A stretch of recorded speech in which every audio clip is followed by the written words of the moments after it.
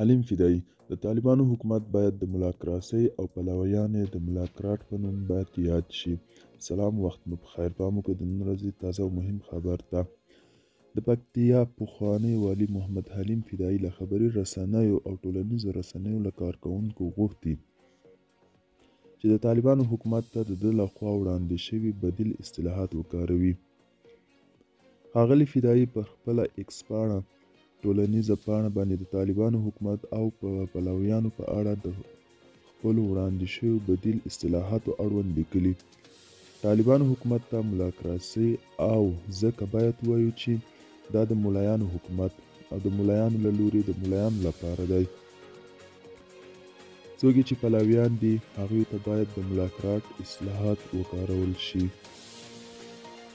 هغه د خپل خپاره کړي مطلب په بله برخه کې بیا د جمهوریت او افغانستان کې طالباني نظام پرتلنه هم کړې ده.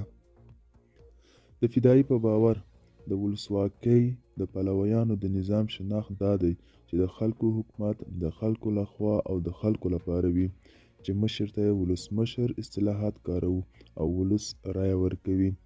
هغه زیاته کړي د طالبانو مشر بیا ملا دی او د حکومت په بڼه یې فردي او د یو جنګي قشر ده، چې دغه مشر هم د استخباراتي کړیو لخوا د کمرې تر شا پټ ټاکل کیږي. دا و د نن ورځې چمتو کلی خبر. تدبیر په الله سپارم. ښې چارې په وخت.